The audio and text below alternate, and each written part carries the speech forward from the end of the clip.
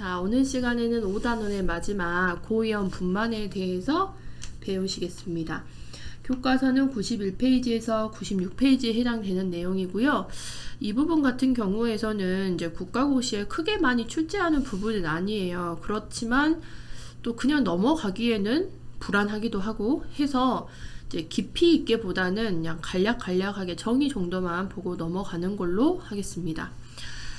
자, 먼저 이제 고위험 분만에서는 조기 분만이 이제 가장 먼저 우리 책에 나와 있죠. 이 조기 분만은 조산이라고 이야기를 합니다.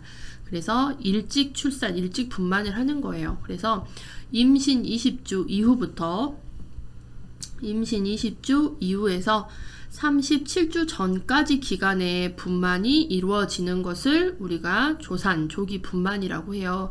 그래서 우리가 임신을 다 채우면 10개월, 40주잖아요. 40주까지 이렇게 채워줘야 되는데 이전에 분만이 진행이 되는 거죠. 그래서 20주 이후부터 37주까지의 분만을 우리는 조기 분만, 그러니까 애가 10달을 다 채우지 못하고 일찍 나오는 것을 이야기를 하겠습니다. 그래서 원인 같은 경우는 이제 조산은 어느 한 가지 원인만으로 발생하는 것은 아니에요. 다양한 원인에 의해서 여러 기전이 복합적으로 작용이 돼서 이렇게 발생을 하는 건데 우리 교과서에 보면 이제 원인이 나와 있죠. 쌍태, 엄마의 그 자궁 안에 아기가 하나가 아니라 둘, 그러니까 쌍둥이. 그러니까 그 안이 좁다 보니까, 비좁다 보니까 또 주수를 채우지 못하고 나와버리는 경우도 있겠고, 그 다음에 이제 소모성 질환이라고 하는 거는, 쉽게 얘기하면 엄마 몸을 힘들게 하는 질환이죠. 엄마의 체력을 빼는 그런 질환들을 이야기를 해요. 그래서 이런 소모성 질환의 대표적인 게 우리가 감염이라든지, 암이라든지, 결핵이라든지, 이런 것들을 소모성 질환, 그러니까 감염 질환을 이야기해요. 감염 질환, 우리 엄마의 체력을 막 쭉쭉 빼버리는 암이라든지 결핵이라든지 이런 것들을 소모성 질환이라고 합니다. 그 다음에 복부 수술 및 복부 수술을 했던 경험이 있으신 분들은 복부의 이제 근력이라든지 힘이 약하니까 또 조기 분만이 이루어질 수도 있겠고, 고혈압, 엄마의 이제 병이 있는 경우, 흡연 및 급성염증, 이런 염증도 이제 소모성 질환이죠. 그 다음에 자궁기형 종양, 이런 종양도 소모성 질환이 되겠고, 그 다음에 우리 엄마가 휴식을 못하고 계속해서 심한 노동을 했을 때도 조기 분만이 이루어질 수 있어요. 그 다음에 자궁경관 무력증 여러분 배우셨죠? 자궁경관이 힘이 없는 거예요. 그래서 갑자기 이렇게 열려버리니까 임신 주수를 다 채우지 못하고 아기가 나와버리는 조기 분만이 이루어질 수도 있겠죠. 이 폐혈증은 감염이 치료되지 않고 지속되게 되면 폐혈증이 되니까 얘 또한 소모성 질환이라고 보시면 되겠죠. 임신 중 감염 이런 것들 다 소모성 질환이고, 임신 중독증 및 양수 가다. 그래서 임신 중독증, 그 다음에 임신성 고혈압 이런 것들은 다 이제 엄마들의 압을 높이는 그런 증상들이니까 결론은 이제 엄마 컨디션이 좋지 않았을 때도 조산이 발생한다라고 보시면 될 것 같고요. 양수 과다증, 쌍태 같은 경우는 엄마 뱃속 공간은 한정적인데 너무 과한 것들 이제 양이 많이 되거나 엄마의 자궁이 늘어나는 상태가 되면 또 이런 것들의 압력을 받아서 조산이 발생을 할 수도 있다라고 보시면 되겠습니다. 이런 내용들은 막 세밀하게 하나씩 외우시기보다는요, 그냥 이제 한번 읽고 넘어가시고 듣고 넘어가시고 해주시면 되는 부분이에요. 그래서 조기 분만의 이 조산의 정확한 정의 정도만 알고 계시면 돼요. 그러니까 임신 주수 10개월을 다 채우지 못하고 20주 이후에 분만이 이루어지는 걸 조기 분만이다, 이렇게 보시면 되겠고요. 그다음에 이제 처치 및 간호는 조금 알아두셔야 되겠죠. 자, 조기 분만, 어찌됐든 간에 우리 태아는요, 엄마 뱃속에서 10달을 채우고 나오는 게 가장 건강하고 합병증도 없을 거예요.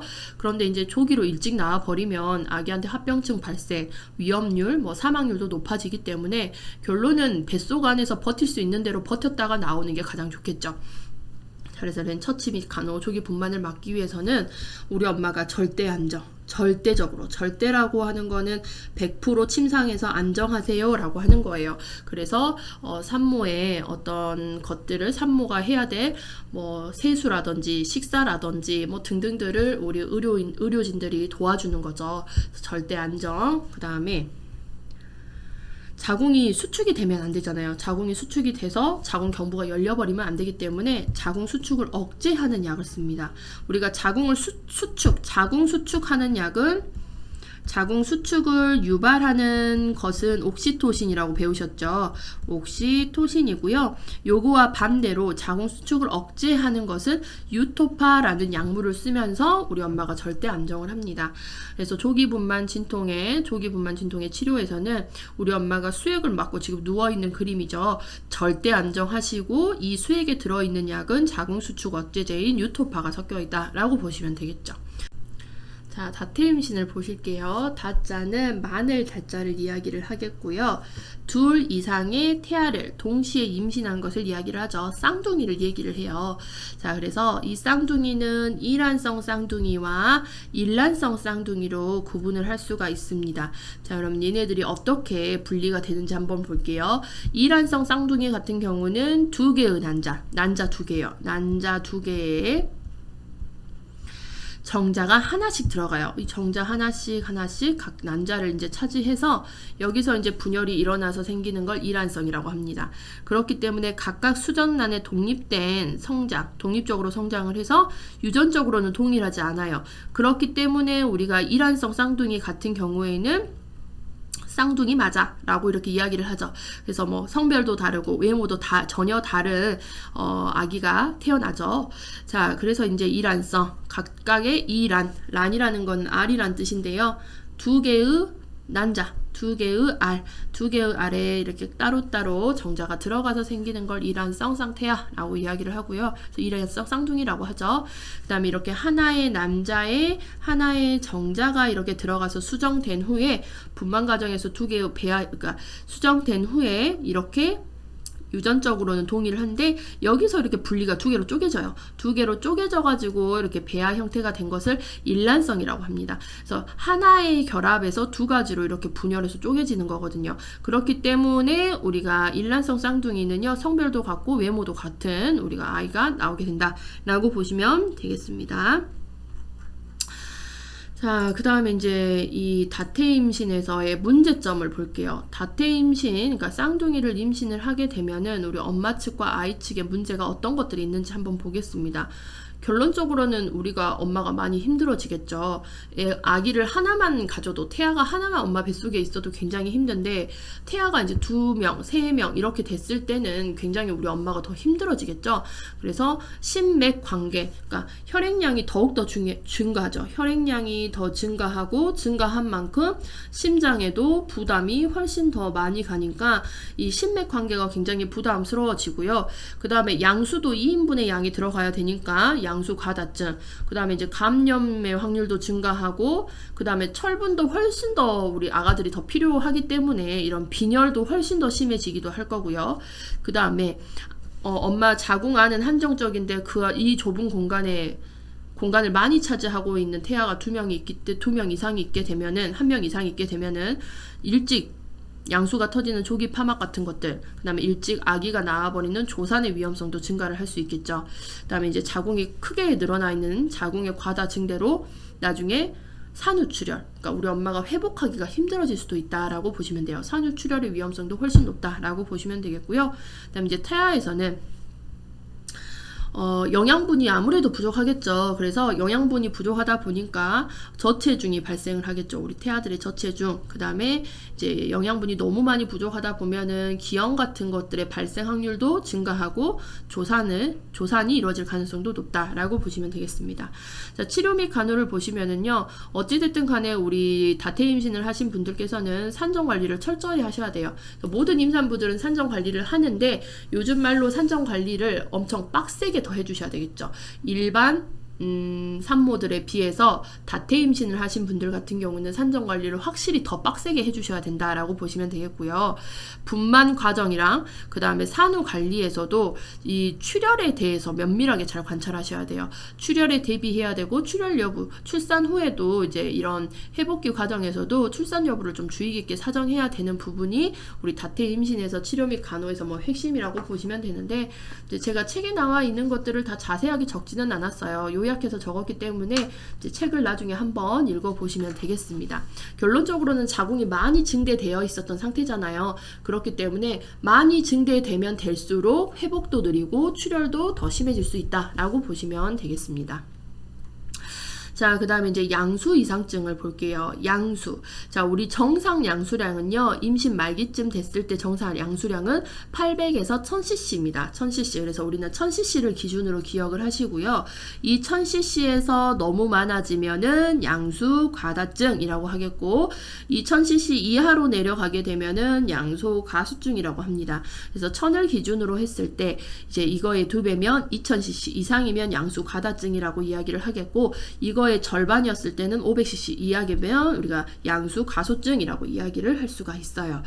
그래서 이제 양수 과다증이 일어날 수 있는 원인은 뭐 여러 가지가 있는데, 대표적으로는 우리 산모가 어떤 질병을 가지고 있을 때, 당뇨병이라든지 임신 중독증이라든지, 결론은 우리 엄마 몸이 안 좋았을 때도 양수 과다증이 발생을 할 수 있겠고, 그 다음에 우리 쌍둥이를 임신하면은 양수가 당연히 2배가 되겠죠. 그래서 이럴 때도 양수 과다증이 발생을 합니다. 자, 우리 교과서 93페이지 첫 번째 팁을 추가적으로 한번 좀 보고 넘어갈게요. 그래서 93페이지의 첫 번째 팁에 보시면 양수 과다증 해가지고 나와 있고요. 정상적인 양수의 양보다 많은 경우를 양수 과다증이라고 해서 기준은 2000cc 이상이라고 보시면 돼요. 그래서 당뇨병, 임신 중독증, 다태와 결합돼서 나타날 수 있는 그런 현상이라고 보시면 되겠고, 양수 과다증의 약 20%는 선천성 기형이며, 아기의 선천성 기형을 얘기를 해요. 특히 신경계와 이장계의 기형이 되는데, 3번에 보시면 정상적인 태아는 양수를 마셔요. 엄마 뱃속에서 양수를 마시는데, 이것이 양수를 조절하는 한 가지 방법이에요. 엄마의 양수를 조절하는 방법이 우리 태아가 엄마 뱃속에서 양수를 마시고 뱉어내고 이 과정이 반복이 되거든요. 그런데 태아 내장의 기형으로 이 양수를 마시지 못하는 경우 양수 과다증이 발생을 하는 거죠. 그 다음에 양수 과다증이 생기면 어찌됐든 간에 엄마 몸속에는 물이 많은 상태잖아요. 그래서 정상적인 부종보다 다리와 외음부 부종이 심하고, 그 다음에 호흡곤란이 있으니까 수면장애도 발생하겠고, 그 다음에 양수가 많으니까 위장계를 눌려요. 그래서 속쓰림, 변비 등의 불편감이 나타났는데, 증가한 양수가 각 기관을 압박하기 때문이다 라고 되어 있습니다. 그래서 양수 이상증은 이제 이런 이 첫 번째 팁 한번 읽어보시면 되겠고요. 양수의 기준점은 정상 양수량 1000cc를 기준으로 1000cc보다 많아지는 2000cc면은 우리가 양수 과다증, 적으면 양수 가소증. 그래서 얘는 너무 많아도 문제가 되겠고 너무 적어도 문제가 된다라고 보시면 되겠습니다. 자, 그 다음에 이제 4번에 보시면 만삭 전에 조기 파마, 그야말로 만삭 전에, 만삭이라는 거는 우리가 10개월, 40주를 다 채우는 걸 만삭이라고 하던 거잖아요. 그래서 40주를 다 채우고 만삭이 되고 나면은 그때 이제 진통과 함께 그 양수가 파수가 되면서 우리가 분만이 이제 시작이 되잖아요. 그런데 만삭 전에 조기 파막은 분만이 시작되기 전에 양막이 파열되어서 양수가 빠져나오는 것을 이야기를 합니다. 양수라고 하는 거는 우리 뱃속 안에 있는 태아를 보호해주는 환경이잖아요. 태아를 보호해줘요. 태아를 보호해주는 환경인데, 분만 시작도 되기 전에 이 환경이 깨져버리면 누가 위험할 수 있겠죠? 태아가 위험해요. 태아가 위험해질 수도 있겠고요. 그 다음에 우리 산모의 산모가 감염이 될 수도 있어요. 그 안쪽이 감염이 될 수 있는 그런 확률도 높아지기 때문에 분만이 시작되기 전에 양막이 파열되어서 양수가 빠져나온 것도 위험하다라고 보시면 되겠습니다. 그래서 만삭전 조기 파막의 특징만 좀 보고 넘어갈게요. 만삭전 조기 파막의 특징을 보시면 진통이 거의 시작되지 않아요. 진통 없이 양수가 터집니다. 자, 그 다음에 만약 파막이 경하다면 파열 부위는 다시 재봉인 된다라고 되어 있어요. 그래서 우리가 이렇게 양수가 있으면 양수를 싸고 있는 막이 있는데, 이거를 우리가 양막이라고 하잖아요. 이 양막이 경미하게 아주 살짝 찢어졌으면 우리 엄마가 움직이지 않고 ABR하고 이제 쉬어요. ABR하고 딱 쉬게 되면은 얘가 자연적으로 봉인이 되는 경우도 있습니다. 재봉인이 되는 경우도 있어서 양수가 터지는 것을 예방하고 아기를 유지를 할 수가 있겠죠. 태아를 만삭까지 유지를 할 수가 있는데, 이제 그 부위가 이제 넓다 했을 경우에는 문제가 발생을 하겠죠. 그래서 만약 파막이 경해요. 조금만 있어요. 경하다면 파열 부위는 다시 재봉인 될 수도 있다라고 보시면 되겠고, 여기서 중요한 거는 이거죠. 조기 파수 인부는 어떻게 해야 되느냐.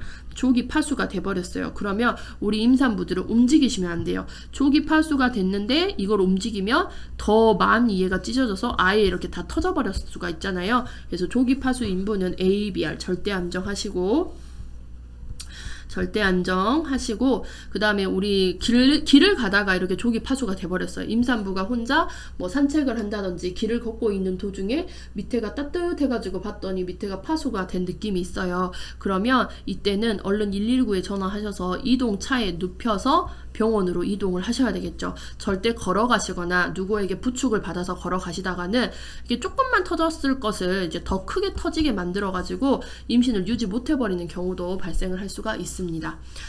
자, 그 다음에 5번에 보시면 난산이 있어요. 이 난자는 어려울 난자고요. 분만 진행이 어려움이 있는 경우를 이야기를 합니다. 분만 진행이 제대로 이루어지지 않아요. 분만 진행에 어려움이 있는 경우를 난산이라고 한다. 뭐 이 정도만 보고 넘어가시면 되겠고요. 그 다음에 6번의 산과적 수술은 여러분 중요하니까 별표는 쳐주세요. 산과적 수술은 제왕절개술을 얘기를 하죠. 그래서 우리가 자연분만, 질식분만, 자연분만이 질식분만이죠. 이게 이제 안 되게 되면은 제왕절개술, 수술을 통해서 우리가 태아를 몸 밖으로 빼내죠. 그래서 이거는 수술입니다. 그래서 제왕절개술은 복벽과 자궁벽을 절개하여 태아를 분만하는 것을 이야기를 하죠. 수술적인 요법이죠.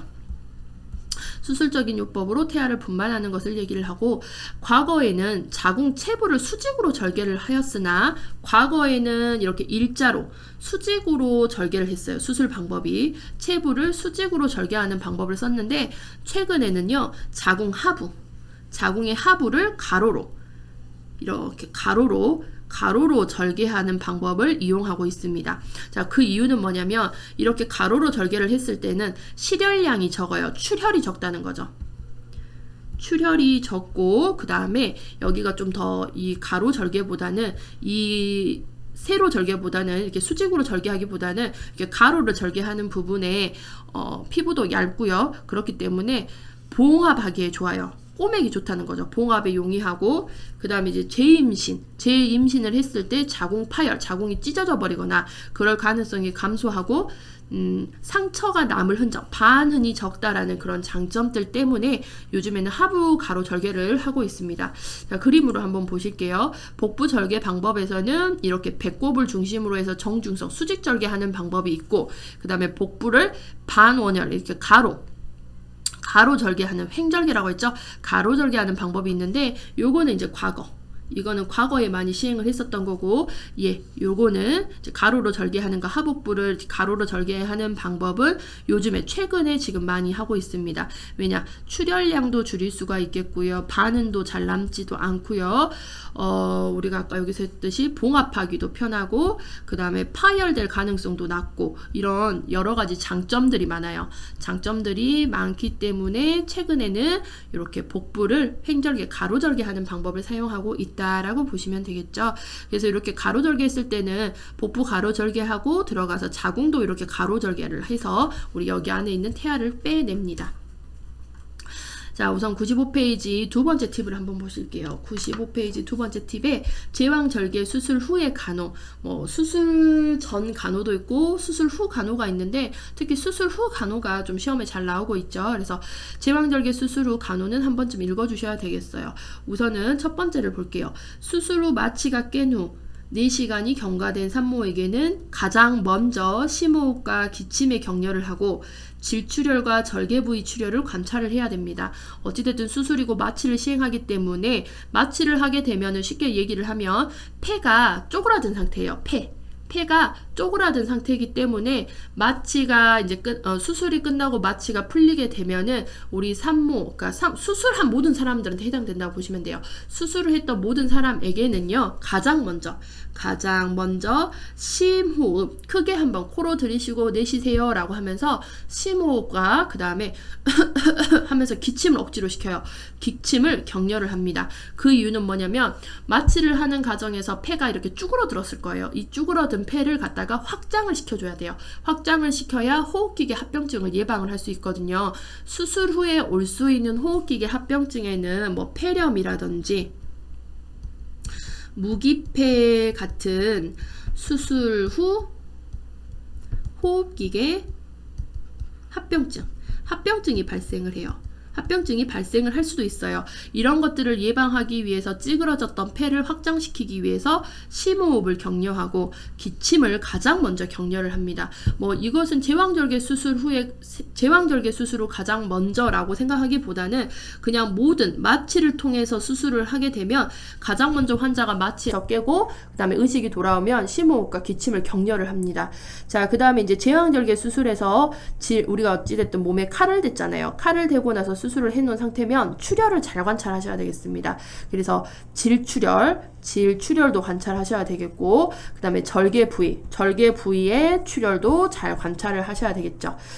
자, 그 다음에 우리 제왕절개 수술을 할 때는요, 이제 하반신 쪽으로 감각이 없죠. 그래서 수술하던 도중에 나도 모르게 소변을 볼 수 있는, 소변이 나와버릴 수가 있어요. 그렇게 되면은 이 수술하는 쪽이 다 오염이 될 수가 있고 감염이 될 수 있는 환경, 그런 소변으로 인해서 더러워질 수 있기 때문에 반드시 유치도뇨관, 정체도뇨관, 우리가 흔히 말하는 소변줄 있죠? 소변줄.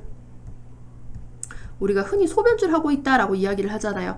이 소변줄을 끼고 수술실로 들어갑니다. 그래서 유치도뇨, 정체도뇨, 유치도뇨라고도 하고 유치되어 있다, 정체되어 있다라고 해서 유치도뇨관, 정체도뇨관이라고 이야기를 했죠. 이 수술실에 들어갈 때 소변줄을 끼고 들어갑니다. 그래서 이 소변줄 같은 경우는 수술하고 나서 제왕절개 분만 수술 후에 24시간 후에 제거를 한다는 거. 24시간 후에 제거를 해주죠. 그 다음에 제거를 해준 후에는 6시간 이내에 자연적으로 배뇨를 하는지도 반드시 확인을 해주셔야 돼요. 이렇게 유치도뇨를 끼워놨을 경우에는 우리 방광, 그 다음에 요도, 이런 쪽이 다 감각이 무뎌지고요. 본인이 해야 될 그 방광과 요도가 자기네들이 해야 될 일을 순간 망각하고 본인의 일을 하지 않아요. 소변을 배출하고 그 다음에 소변을 배출하려는 그러니까 무뎌진다고 해야 되나요? 이런 소변이 나오는 길, 그 다음에 소변을 보유하고 있는 방광, 얘네들이 유치도뇨관을 하고 있음으로 인해서 약간 감각이 무뎌져서 본인네들이 할 일을 하지를 않는 거예요. 그래서 어찌됐든 이 방광의 소변이 정체가 돼버리는 경우가 있습니다. 그렇기 때문에 6시간이 이렇게 소변줄을 제거를 하고 나서 6시간이 지났는데 자연 배뇨를 했는지 하지 않았는지의 유무를 확인을 해주셔야 되겠죠. 6시간이 지났는데 자연 배뇨를 하지 못하고 있어요. 그럼 방광 안에 현재 소변이 정체가 되어 있고, 이 소변이 정체가 돼버리면은 우리가 또 자궁수축을 방해를 하잖아요. 그러면 또 이게 출혈로 이어질 수 있기 때문에 항상 자연 배뇨를 했는지 확인을 해주셔야 되겠습니다. 자연 배뇨라고 하는 거는 스스로 본인이 요 일을 느껴서, 소변 마려운 느낌을 느껴서 가가지고 화장실에서 소변을 본 것을 자연 배뇨라고 이야기를 하겠죠. 자, 그 다음에 소변량이 시간당 30ml 이하일 때 저혈량이나 신장 합병증이 의심되기 때문에 의사에게 보고합니다. 그래서 수술 후에 시간당 소변량도 항상 확인을 해주셔야 돼요. 그래서 시간당 소변량이 30ml 이하였을 때는요, 현재 신장 쪽에 문제가 발생을 했다라고 보거든요. 신장 합병증이 의심되기 때문에 의사에게 보고하거나, 이렇게 또 소변량이 30ml 이하로 내려가게 되면은 뭐 출혈이라든지 심한 탈수 같은 것도 의심을 해볼 수 있기 때문에 시간당 소변량을 면밀하게 잘 관찰을 해주셔야 되겠습니다. 그래서 우리 그 팁의 3번에 좀 봐볼게요. 3번 추가적으로 보시면 자궁수축 여부를 관찰하며 활력 증상을 계속해서 측정을 하셔야 되겠고요. 그 다음에 4번 척추 지주막하 마취를 한 산모는 어찌됐든 마취를 했어요. 척추 쪽으로 해서 마취를 해놨거든요. 그러면 척추를 뚫고 지금 그 주사 마취제가 들어간 거잖아요. 그래서 척추 마취를 한 산모는 적어도 8시간 동안은 앙화의로 누워서 두통을 예방합니다. 그래서 척추를 구멍을 뚫고 들어가서 약물을 주입을 했기 때문에 이 구멍을 통해서 척수액이 누출이 되거나 이런 것들을 또 예방하기 위해서 등을 반드시 대고 누워 있어라 라고 이야기를 하죠. 앙화의는 등을 대고 이렇게 반듯하게 누워있는 것을 앙화의라고 합니다. 이렇게 반듯하게 누워있으면 척추에서 척수액 누출 같은 것도 예방할 수 있겠고 두통도 예방할 수 있다라고 보시면 되겠어요. 자, 그 다음에 이번에 흡입만출술, 겸자분만 요것도 볼게요. 최근 5년에 국가시험에서는 나오지는 않았던 것 같아요. 자, 흡입만출술. 그야말로 흡입을 해서 아기를 빼내는 것을 이야기를 합니다.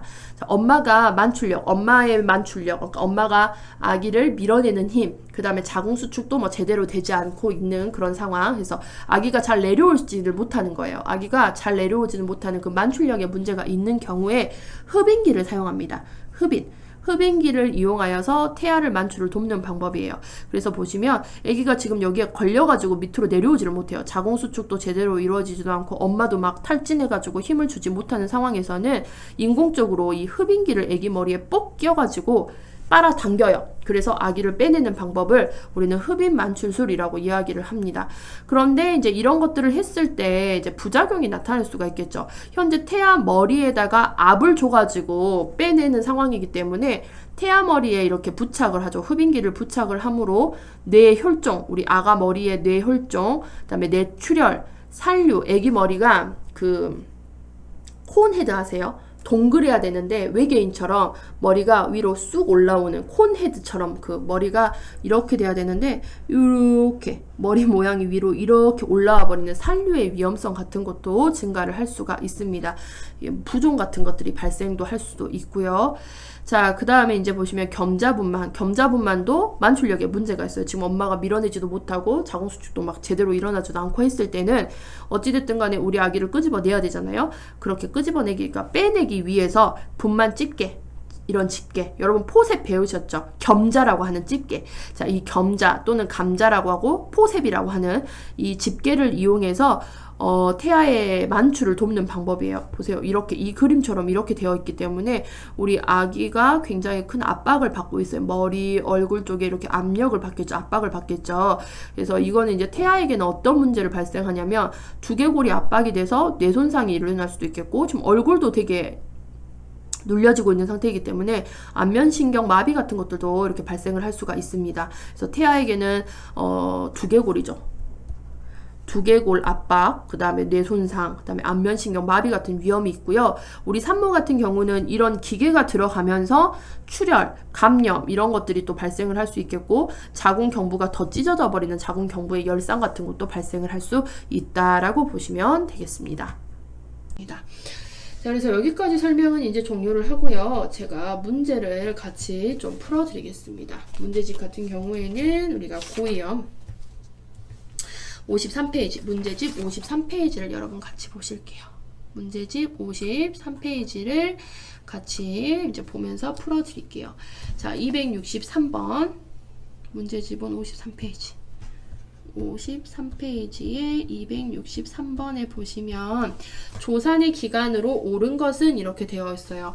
조산은 임신 20주 후에, 그러니까 임신 20주 이후에 37주 전까지, 임신 20주 이후 37주 전까지 기간에 분만이 이루어지는 거예요. 그러니까 10달 잘 채우지 못하고 우리 아기가 일찍 나와버리는 것을 조기 분만, 조산이라고 이야기를 하겠죠. 그래서 아기가 엄마 뱃속에서 다 채우지 못하고 나와버리면 신생아 사망률 같은 것도 굉장히 높아집니다.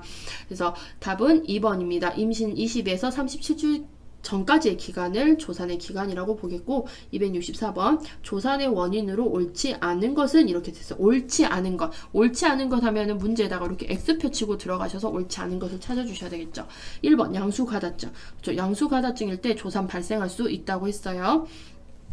양수가다증일 때 발생을 할 수가 있겠고 그 다음에 쌍태일 때도 발생할 수 있어요. 그 다음에 어떤 소모성 질환인 급성 감염이라든지 그 다음에 산모 자체가 임신성 고혈압이라든지 임신성 중독증 같은 거 가지고 있을 때 발생을 할 수 있겠고 심한 노동도 이제 발생하는 원인이 되겠죠. 답은 2번입니다. 유방우렬과는 조기 분만 조산 관련성이 없습니다. 자, 그 다음에 265번 볼게요. 질식 분만 시에 발생할 수 있는 태아 측 외상으로 옳은 것은 질식 분만. 이게 뭐죠? 질식 분만을 우리 이제 출산을 안 해보신 분들은 이런 용어에서 헷갈리세요. 질식 분만이 여러분 자연 분만이에요. 질로 나오잖아요. 자연 분만을 이야기를 하겠고 이 자연 분만 시의 태아 측 외상은 태아가 많이 압박을 받습니다. 압박을 받기 때문에 특히 머리 쪽에 두개의 출혈 같은 것들이 발생할 수 있어요. 답은 2번이 되겠습니다. 자, 그 다음에 266번을 볼게요. 쌍태아를 임신 중인 임산부에게 산전산후로 발생할 수 있는 합병증으로 옳지 않은 것을 찾으셔야 되겠죠, 여러분. 옳지 않은 것은 답은 3번 양수 과수증입니다. 자, 우리 쌍태아를 임신했을 때는요, 2명이잖아요. 2명 이상, 1명 이상이 들어있는 거기 때문에 양수도 그 배로 증가를 합니다. 양수 과다증이 발생을 합니다. 그래서 답은 3번이 되겠어요. 자, 그다음에 267번 볼게요. 임신 또는 분만 후 42일 내에 발생하는 모성 사망의 주요 원인으로 옳은 것은 이렇게 되어 있습니다. 모성 사망의 주요 원인은 2번이죠. 출혈, 감염, 그 다음에 임신 중독증, 이런 것들이 모성 사망의 주 원인이다 라고 보시면 되겠습니다. 산후 출혈, 감염, 임신 중독증. 그래서 우리가 가장 많은 모성 사망의 원인은요, 출혈. 그 다음에 이제 2위가 감염, 그 다음에 이제 뭐 임신 중독증 같은 거. 이렇게 순서를 볼 수 있어요. 자, 그 다음에 268번 보겠습니다. 자궁하부를 가로 절개로 제왕절개 분만을 할 때의 이점으로 옳은 것. 자궁하부를 절개한대요. 자, 자궁하부를 이렇게 절개를 하는 이유는 장점이 굉장히 많아서 한다겠죠? 답은 5번이죠. 다시 임신할 경우 자궁 파열이 될 가능성이 높다, 낮다? 낮다. 그래서 재임신 시 자궁 파열 가능성이 감소하고 반응이 적고, 그 다음에 실혈량, 출혈이 적고 봉합에 용이하기 때문에 이 제왕절개술을 시행을 하죠. 그래서 답은 5번입니다. 그러니까 자궁 하부를 가로절개하는 제왕 불만을 할 때의 장점을 물어본 거예요. 자, 그 다음에 269번을 볼게요. 마지막 줄. 제왕절개 적응증으로 옳은 것은 이렇게 되어 있습니다. 제왕절개 적응증 같은 경우는 태아가 위험할 때도 시행할 수가 있겠고, 태아가 너무 이제 클 때, 그래서 태아가 위험할 때 같은 경우에는 뭐 제대 탈출이 됐다든지 저산소증이 됐다든지 분만이 지연되는 경우에도 제왕절개술을 할 수가 있겠죠. 그 다음에 우리 태아의 위치가, 태위 자체가 두정이가 아니라 둔위는 이렇게 자궁이 있잖아요. 자궁이 있으면 우리 애기 머리가 자궁 입구 쪽으로 이렇게 머리가 위치를 하는 거를 우리 두정이라고 했죠. 이때는 자연 분만을 할 수 있어요. 그런데 두정이가 아니라 아기가 머리가 위에 있고 이렇게 엉덩이가 지금 자궁의 입구 쪽에 있으면 이거를 둔위라고 해요. 둔위일 경우에는 자연 분만을 할 수가 없겠죠. 자연 분만을 할 수가 없고 이때는 제왕절개를 선택해서 하겠습니다. 그 다음에 270번을 볼게요. 제왕절개술이 확정된 임신부 MC에게 수술 전 피부 상모를 해야 할 때 그 범위로 옳은 것은, 이제 수술 전 준비에서 우리가 이제 보셔야 될 거는 수술을 해야 되잖아요. 그러면 우리가 자연분만하는 우리 산모들 같은 경우에도 상모 시행을 했죠. 상모, 회원부에 상모했잖아요. 자연분만 하시는 분들. 그리고 이 제왕절개술을 할 때는 어디를 상모를 하셔야 되냐면 복부의 검상돌기부터 치부까지는 상모를 해주셔야 됩니다. 그 이유가 감염 예방 이라고 보시면 되겠고요. 자, 그 다음에 271번 볼게요. 전신마취로 제왕절개 분만을 한 후 4시간이 경과된 산모에게 우선적으로 제공해야 하는 간호. 제왕절개 분만을 했어요. 분만하고 나서 4시간이 경과를 했죠. 우선적으로 가장 먼저 해주셔야 되는 거는 심호흡 격려와 출혈 여부를 관찰해 주셔야 된다라고 보시면 되겠습니다. 답은 5번이 되겠죠. 자연 배뇨 확인 이렇게 되어 있는데, 지금 이 제왕절개를 하신 분들 같은 경우에는요, 소변줄, 그러니까 유치도뇨라고 하는 것을 하고 있기 때문에 이 도뇨관으로 소변이 잘 나오는지, 시간당 30cc 이상으로 소변이 잘 나오는지를 확인하셔야 되겠고, 자연 배뇨를 확인할 필요는 없겠죠. 그다음 뭐 유방우려 뭐 관련성은 없고요. 유방우려 같은 경우는 뭐 산욕기에 2, 3일 뒤에 뭐 발생을 하는 것이기 때문에 제왕절개 분만과는 이제 바로 우선적으로 해야 되는 일은 아니다라고 보시면 되겠고, 272번 보시면 제왕절개술의 수술 후 간호로 옳은 것은 이렇게 되어 있습니다. 자, 그래서 1번을 볼게요. 수술 후의 간호죠. 수술 후의 간호를 보시면 1번 자연 배뇨 확인을 272번에 1번 일주일이 지난 후에는 도뇨관을 제거한다 라고 되어 있는데, 제왕절개술 할 때 우리가 소변줄 끼고 들어간다겠죠. 이 소변줄은 24시간 후에 제거합니다. 24시간 후에, 하루 지나면 제거를 해요. 그래서 24시간 후에 제거고, 2번 척추 마취한 산모는 8시간 동안 보기가 아니라 무슨 이었죠? 앙화이 앙화이로 누워서 척수액 누출을 방지하고 두통을 예방한다 라고 했어요.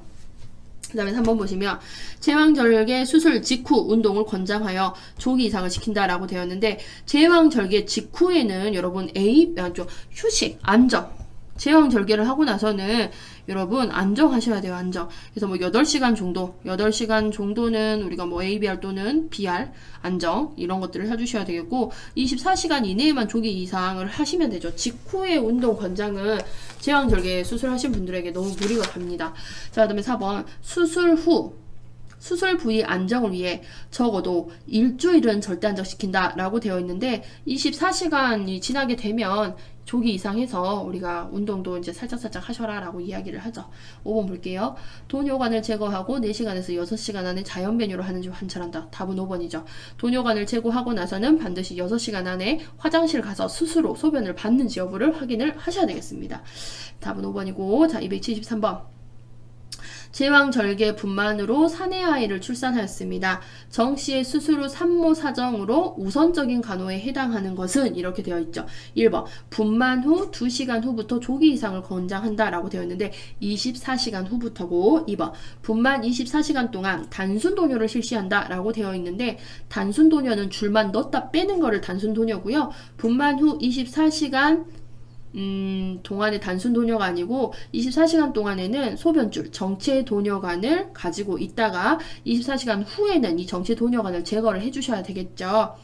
자, 그 다음에 3번 자가 배뇨가 가능해지면 산모 식사를 제공한다. 이 배뇨와는 산모 식사가 관련이 없고요. 장운동이 돌아왔을 때 그러니까 우리가 수술 후에는 보통 가스 나오면 식사하세요 라고 이야기를 하죠. 방구 나오면 식사하세요 라고 해서 장운동이 돌아오면 산모 식사를 제공을 합니다. 자, 4번 침상에서 움직이지 않고 절대 안정을 시킨다 라고 되어 있는데 침상에서 움직이는 절대 안정이라고 보다는요 그냥 침상 안정 정도만 하시면 돼요. 절대 안정은 100% 움직이지 마세요 라는 건데요. 침상 안정이 맞습니다. 절대 안정까지는 아니에요. 답은 5번 자궁저부 촉진으로 자궁 수축을 확인해야 됩니다. 그래서 제왕절개는 수술 방법 그러니까 분만의 방법만 수술로 해냈지 어찌됐든 간에 이 똑같아요. 출산을 한 거기 때문에 자궁이 수축을 해서 출혈이 되는지 여부 이런 것들을 반드시 확인해야 돼요. 그래서 자궁저부 촉진으로 자궁 수축을 확인하셔야 되겠습니다. 그래서 자궁저부가 단단하면은 지금 수축이 잘 되고 있구나 라고 판별을 할 수 있는데 자궁저부가 만져봤더니 말랑말랑해요. 말캉말캉하면 현재 자궁 수축이 잘 일어나지 않고 속에서 안에서 출혈이 발생하고 있구나 라고도 판단을 해볼 수가 있다라고 보시면 되겠고 자 274번 제왕절개술 이후 산모의 소변량 측정이 저혈량이나 그 다음에 신장 합병증을 의심할 수 있는 경우는 시간당 30ml 이하다. 답은 1번이에요.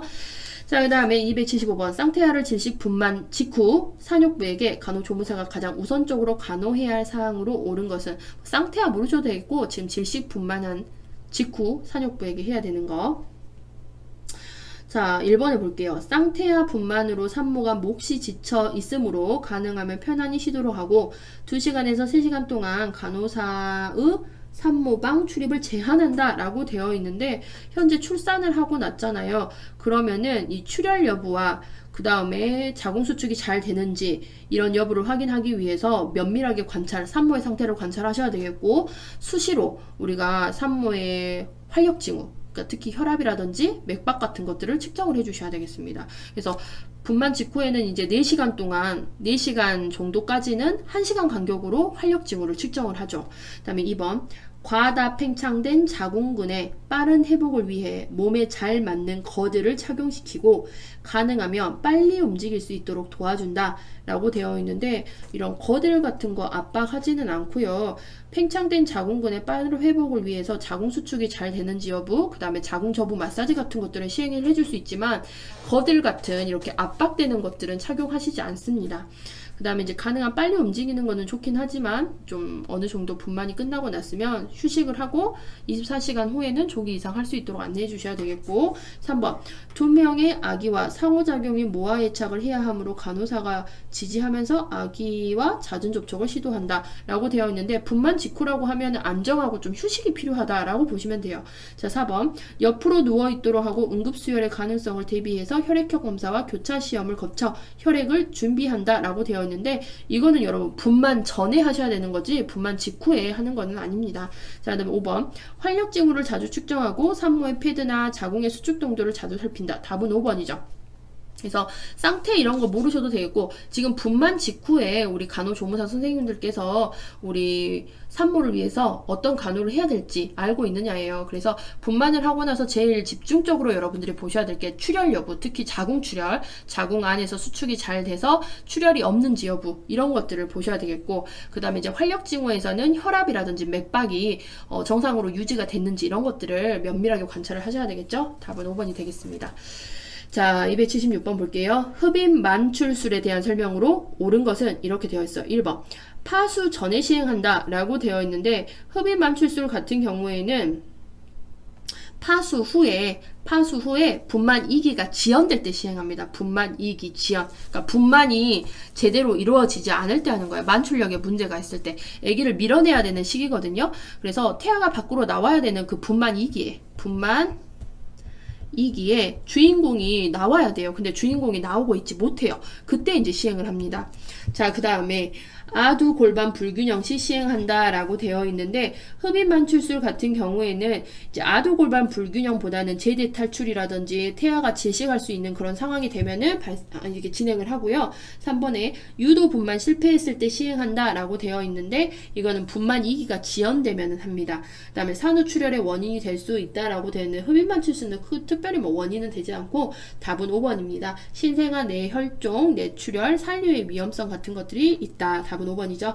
자, 자연분만 과정에서 흡입 만출술을 적용할 수 있는 상태로 옳은 것은 흡입 만출술을 할 수 있는 상태는 흡입 만출술 겸자 분만술, 흡입 만출술을 할 수 있는 경우는요. 이렇게 아기 머리가 두정이로 있을 때 가능해요. 2번. 자, 그다음에 278번 마지막 문제입니다. 겸자를 사용한 분만을 시도할 때 발생할 수 있는 신생아 측 합병증은 안면 손상이 되죠. 안면 손상. 그 다음에 두개골 압박 및 뇌 손상, 안면신경 마비 같은 게 발생을 할 수 있다라고 되어 있어요. 그래서 답은 2번이 되겠습니다. 자, 그래서 오늘 수업은 여기까지 해서 종료를 하겠습니다. 모두 고생 많으셨고요. 다음 시간에 더욱더 유익한 내용으로 찾아뵙겠습니다.